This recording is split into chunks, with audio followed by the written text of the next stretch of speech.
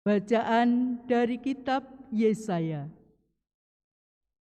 Tuhan berkehendak meremukkan hamba-Nya dengan kesakitan. Tetapi apabila Ia menyerahkan dirinya sebagai kurban silih, Ia akan melihat keturunannya, umurnya akan lanjut, dan kehendak Tuhan akan terlaksana karena Dia.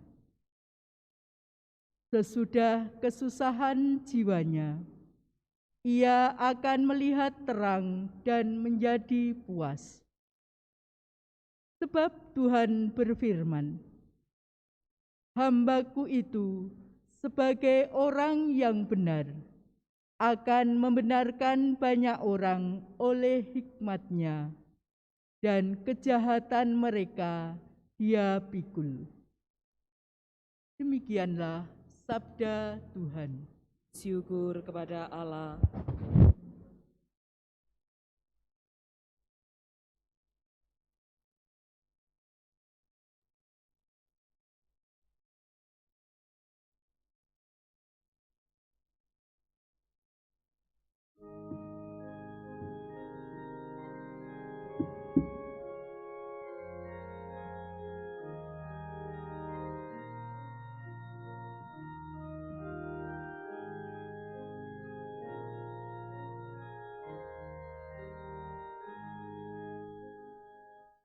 Kasih setia-Mu ya Tuhan, kiranya menyertai kita, seperti kami berharap kepada-Mu. Kasih setia-Mu ya Tuhan, kiranya menyertai kita, seperti kami berharap kepada-Mu. Sebab firman Tuhan itu benar, segala sesuatu dikerjakannya dengan kesetiaan.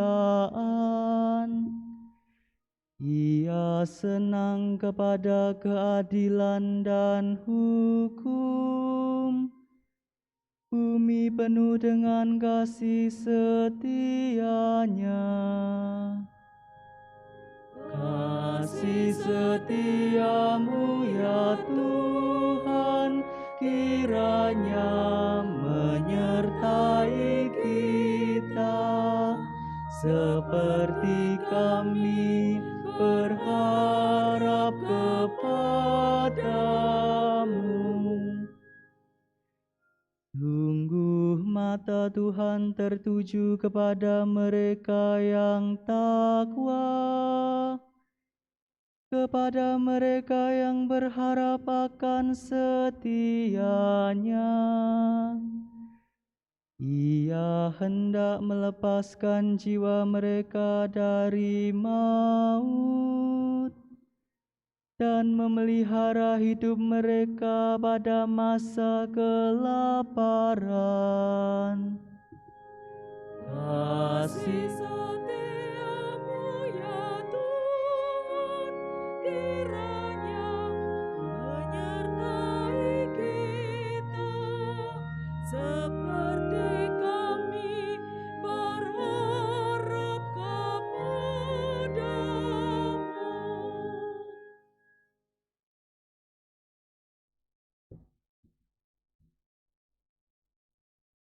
Bacaan dari surat kepada orang Ibrani. Saudara-saudara, kita sekarang mempunyai Imam Agung yang telah melintasi semua langit, yaitu Yesus, Anak Allah. Maka baiklah kita teguh berpegang pada pengakuan iman kita, sebab Imam Agung yang kita punya bukanlah Imam Agung yang tidak dapat turut merasakan kelemahan-kelemahan kita. Sebaliknya, Ia sama dengan kita. Ia telah dicobai, hanya saja tidak berbuat dosa.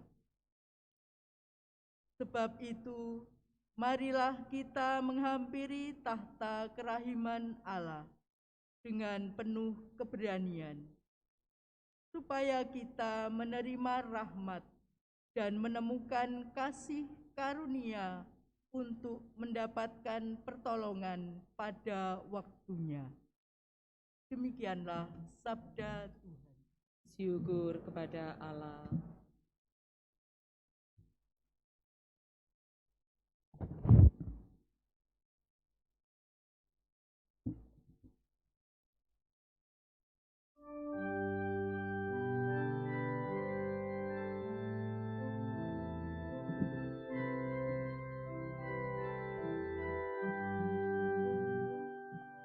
Haleluya, haleluya, haleluya, haleluya, haleluya, haleluya, haleluya, haleluya.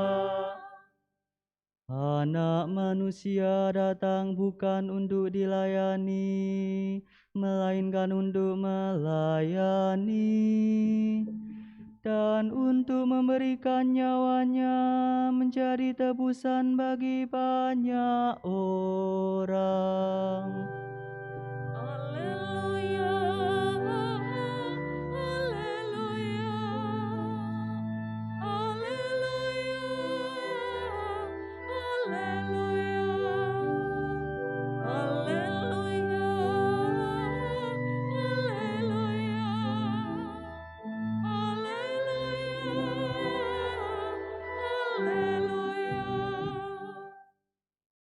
Tuhan bersamamu. dan bersama rohmu. Inilah Injil suci menurut Markus. Dimuliakanlah Tuhan. Sekali peristiwa, Yakobus dan Yohanes, anak-anak Zebedeus, mendekati Yesus dan berkata kepadanya, "Guru, kami harap Engkau melakukan apapun yang kami minta dari Engkau." Jawab Yesus kepada mereka, "Apa yang kamu kehendaki, aku lakukan bagimu." Mereka menjawab, "Perkenankanlah kami duduk dalam kemuliaan-Mu kelak, seorang di sebelah kanan-Mu dan seorang lagi di sebelah kiri-Mu." Tetapi kata Yesus kepada mereka, "Kamu tidak tahu apa yang kamu minta.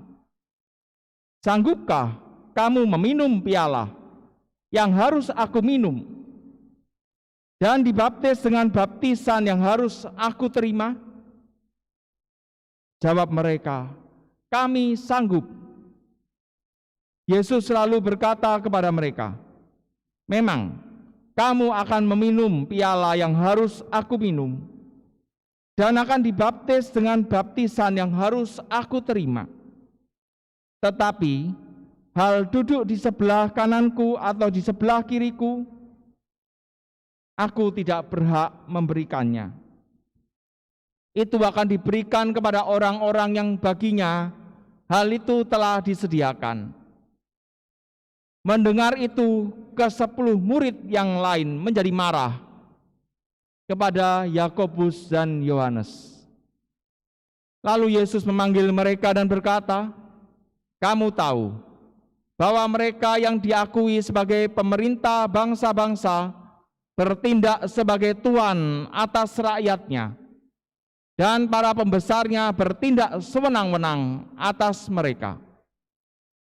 Tetapi janganlah demikian di antara kamu. Siapa saja yang ingin menjadi besar di antara kamu, hendaklah ia menjadi pelayanmu. Dan siapa saja yang ingin menjadi yang pertama di antara kamu, hendaklah ia menjadi hamba untuk semuanya. Karena Putra Manusia pun datang, bukan untuk dilayani, melainkan untuk melayani, dan untuk memberikan nyawanya menjadi tebusan bagi banyak orang. Demikianlah sabda Tuhan. Terpujilah Kristus.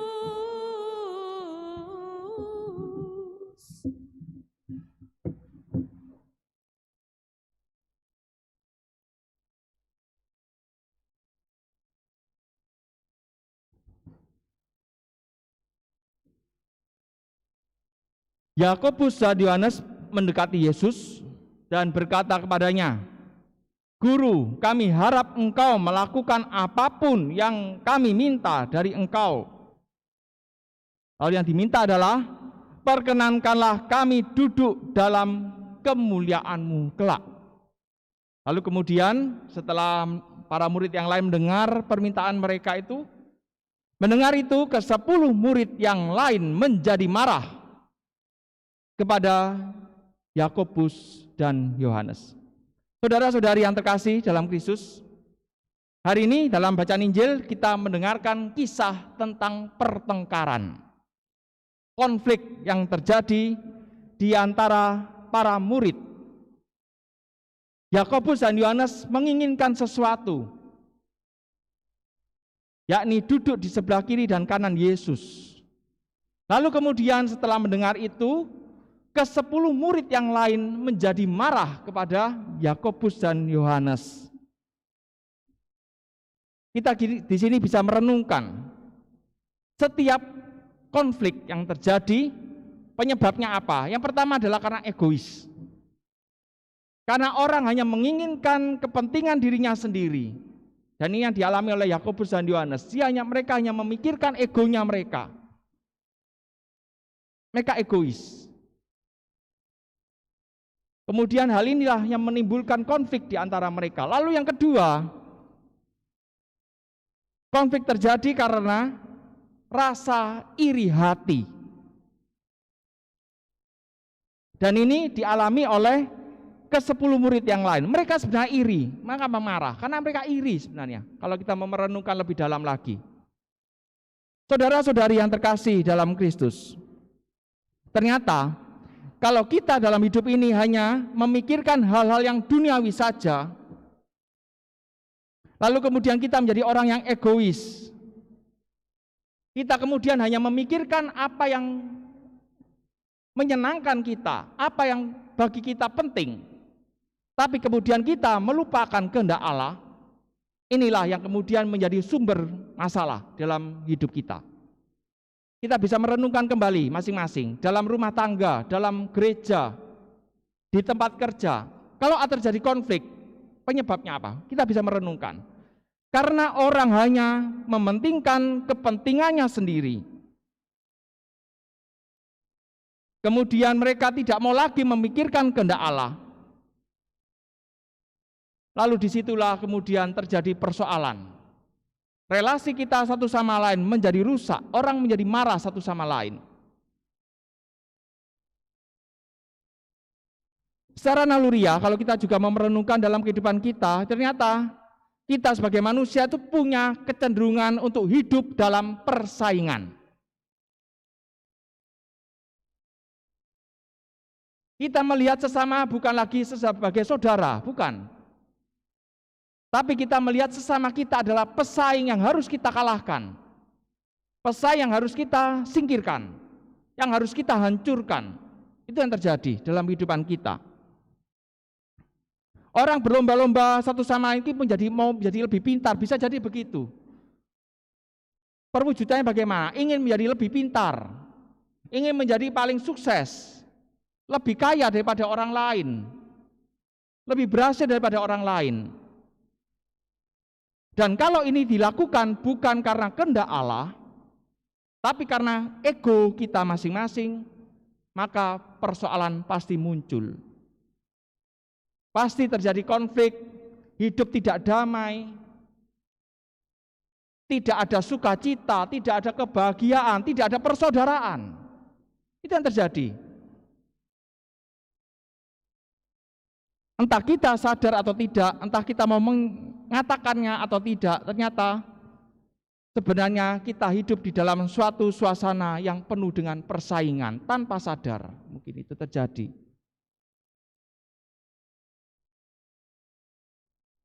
Saudara-saudari yang terkasih dalam Kristus, sumber dari semuanya ini kalau kita mau merenungkan lebih dalam lagi adalah karena iri hati. Iri hati adalah salah satu dosa Dosa pokok. Dosa, akar dosa yang bisa menyebabkan dosa-dosa yang lain. Sehingga kemudian apa? Karena iri hatilah maka pasti akan ada persoalan di dalam hidup kita. Kalau di dalam hati kita masih menyimpan iri hati, bahkan kita merawat iri hati tadi sehingga menumbuhkan menjadi pohon yang besar, pasti akan menghasilkan buah-buah dosa di dalam kehidupan kita. Salah satu akarnya adalah karena iri hati. Contohnya hal simpel misalnya. Kalau kita melihat orang lain, wah dia lebih sukses, lalu kemudian kita muncul keinginan untuk seperti dia. Itu adalah salah satu bentuk iri hati sebenarnya.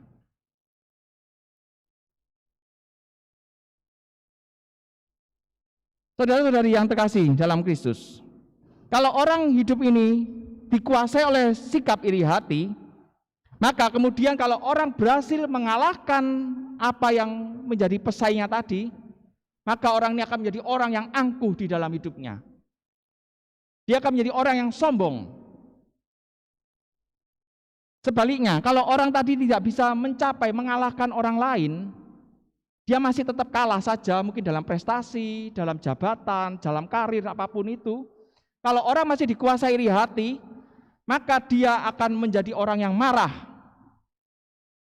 Kemudian yang dilakukan apa? Dia kemudian membuat gosip, membuat fitnah untuk menghancurkan orang yang dia menjadikannya orang yang iri hati tadi. Apa yang membuat dia iri? Siapa yang membuat dia iri? Dia akan memberikan fitnah, gosip, karena dia nggak mampu berbuat apa-apa. Yang dia bisa dilakukan apa? Hanya menyebarkan gosip supaya orang itu jatuh. Itu yang dilakukan. Kalau itu terjadi dalam hidup kita sama. Kalau dalam hidup gereja, kalau masih ada gosip, fitnah, itu berarti dalam hati kita masih ada akar iri hati. Apa itu iri hati? Kalau kita mau merenungkan lebih dalam lagi, iri hati adalah suatu sikap melawan Allah. Orang yang iri hati berarti dia melawan Allah. Yang pertama dalam hal apa? Dia melawan kemurahan hati Allah. Allah berhak memberikan kepada orang lain lebih daripada kita. Itu adalah hak Allah. Allah membagikan kepada kita masing-masing satu sama lain berbeda-beda. Kalau kita iri dengan orang yang mendapatkan lebih besar, berarti kita melawan kemurahan hati Allah. Karena Allah punya hak memberikan lebih kepada orang lain. Berbeda-beda satu sama lain daripada kita. Itu yang pertama. Kalau kita masih punya rasa iri hati, berarti kita melawan Allah. Karena kita melawan kemurahan hati Allah kepada sesama. Yang kedua, orang yang iri hati berarti dia tidak bersyukur kepada Tuhan. Dia tidak percaya bahwa Allah telah menjaga dia, bahwa Allah telah memberikan berkat-Nya kepada kita, bahwa Allah telah mencukupkan kebutuhan kita. Kalau kita masih iri hati dengan orang lain, itu berarti kita juga melawan Allah, bahwa kita tidak lagi bersyukur bahwa Allah telah mencukupkan kebutuhan kita, bahwa Allah telah memberkati kita. Saudara-saudari yang terkasih dalam Kristus, kita diingatkan hari ini oleh Tuhan akan artinya menjadi murid Kristus. Murid Kristus adalah orang-orang yang benar-benar berserah kepada Allah di dalam hidupnya. Kita ini adalah anak-anak Allah yang hadir di dunia ini, diciptakan oleh Allah dengan tujuan supaya hidup kita senantiasa memuliakan Allah. Karena itu kita harus betul-betul bisa mengalahkan rasa iri hati yang ada di dalam hati kita masing-masing. Caranya bagaimana? Pertama adalah dengan bersyukur. Bersyukurlah kepada Tuhan atas apapun yang telah Tuhan berikan kepada kita. Yang pertama. Yang kedua adalah kita harus menjadi orang-orang yang murah hati. Bermurah hatilah kepada sesama. Ini yang bisa mengalahkan rasa iri hati tadi. Lawan dari iri hati adalah murah hati.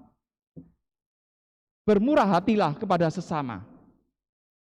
Dan yang ketiga adalah pusat seluruh hidup kita bukan lagi ke kita. Aku, jangan. Kalau kita masih ada rasa aku, semuanya aku. Wah, supaya aku hebat, supaya aku dipuji. Kalau pusatnya masih aku, maka pasti akan ada rasa iri hati. Lalu bagaimana untuk mengalahkan keakuan? Seluruh pusat kita adalah Allah. Kembalikanlah semua hidup kita kepada Allah. Pusatnya adalah Allah. Kalau hidup kita berpusat pada Allah, percayalah, pasti hidup kita benar-benar bisa memancarkan kasih Allah, bisa benar-benar memuliakan Allah di dalam kehidupan kita.